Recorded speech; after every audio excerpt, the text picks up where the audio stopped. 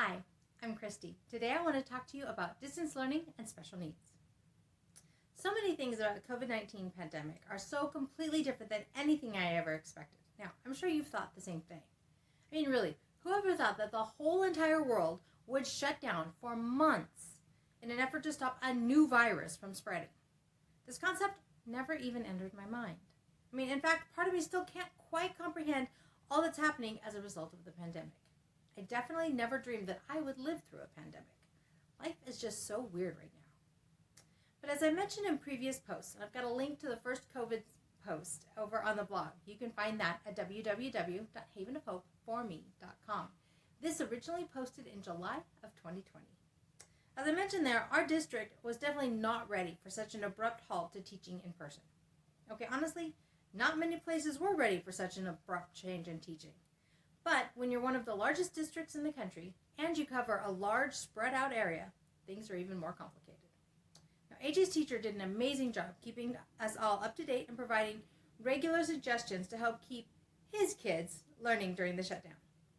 But trying to provide the kinds of resources to support distance learning to kids with special needs is just plain hard.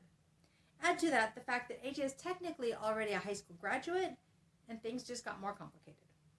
When things shut down, his work program, which is a joint venture between our school district and a local organization, shut down, and we moved into our own personal at-home routine.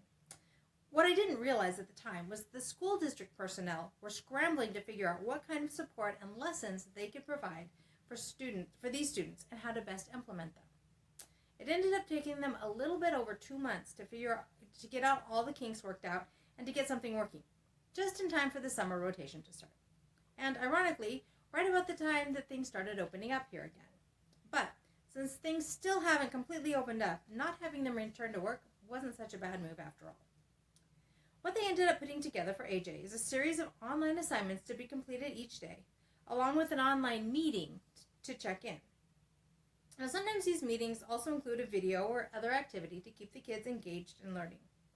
And they started adding some PDF downloads or PowerPoint presentations a few times a week to further supplement what they're learning or to help reinforce skills that they'll need to live as independently as possible.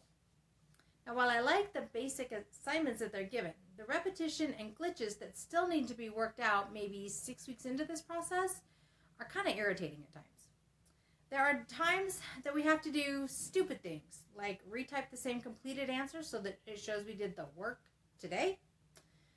But I'm finding that with more repetition, AJ completes more of the answers with less input from me.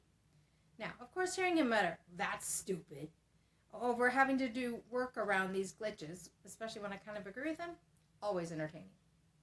But all of this got me thinking, what distance learning resources are available for students with special needs? To further complicate things, what's available for young adults with special needs who still need to work on job skills and life skills? So I decided to see what I could find out. While I didn't spend a lot of time looking, I'm relieved to discover that this kind of resource is available. A Google search landed me on most of the following resources. Now, I haven't spent a lot of time on any of the websites, nor have I done anything to vet these pages. If anything is incorrect or inappropriate, I apologize. Here's a few things that I found that looked promising at first glance. The first place I went was to our school district's website. They created a special Summer Connections website this year. I've got a link to it over on the blog. Again, that's at www.havenofhopeforme.com. This is from July of 2020. Now, one of the specific resources there is a daily summer guide. It's a PDF with daily suggestions for activities broken down by age and grade. Now, while these are specific to our district, and some of the resources might not be available to you, this site does provide some general guidelines I think you'll find helpful or informational. Another article I found was from Edutopia. Again, there's a link over on the blog. It includes a list of recommended apps for kids with special needs. Now, I think a lot of them are for younger kids, like maybe elementary age, but I think it's worth looking into, especially if that's about where your loved one functions. They're broken down by free and paid apps, which is a nice bonus. I also found a listing from Teachers Pay Teachers. Again, link is on the blog. It's got a bunch of options for teaching life or job skills. While they require a purchase, some of them looked affordable enough that I might consider buying them myself to help me teach AJ the life skills or job skills offered in each option. Now, my favorite option for teaching current events to kids is a place called News to You. Once again, there's a link on the blog. AJ's used their resources off and on for all of his school career. They offer a weekly current event that's simplified to one of 3 levels. Most of the words have a picture or symbol over the word to help understand what is being said. They also offer other activities like crossword puzzles, recipes, games, comprehension questions, and I think I've even seen Sudoku on some of them. And they all coordinate with the weekly current event. In researching them for this post, I discovered that they're offering some free resources for parents during the school shutdown. It appears they'll offer these resources through the end of August. There's a link to their free resource page over on the blog. Now, AJ is also using some of their resources in his online work this summer. This work is through a program called the Unique Learning System.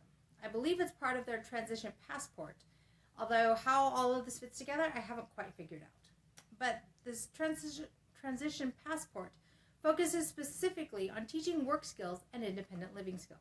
Now, this summer, he's done things like complete a simplified job application, pay bills and complete a checkbook register, deciding which of 2 different jobs is more interesting or more appropriate for him, learning social skills and appropriate behavior, managing time and figuring out starting or ending times for a series of activities, working with money and figuring out if he has enough money in his wallet to purchase various items.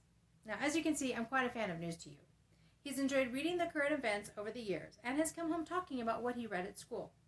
I like that it keeps him involved in the world with stories simplified to a level he can understand. Now, after all this, I have to admit, I'm relieved to discover that there are options available to help AJ continue to learn the life and job skills that he'll need to continue to be as successful as possible. I'm also encouraged that others realize our loved ones need some extra support and are creating materials to help them do that. I'm also glad to find out that I don't have to do this all on my own. Resources exist if I'm willing to do a little bit of legwork to find them. And all of that leads me to my question for you. Which resources are you most interested in? Or do you have another favorite that I'm not even aware of? I'd love to hear about it. You can leave me a comment below, or you can leave me a comment over in the blog. One last time, that's at www.havenofhopeforme.com. This originally posted in July of 2020. As always, I'd appreciate it if you'd share this with anyone you think would find it helpful. I'd love to help as many families as I can. Sign-up lists are available over on the website. Signing up lets you know about all newly released content as soon as it's available. Looking for more ways to prepare AJ for as much future independence as possible so that I can continue to say that life is good and there is never a dull moment.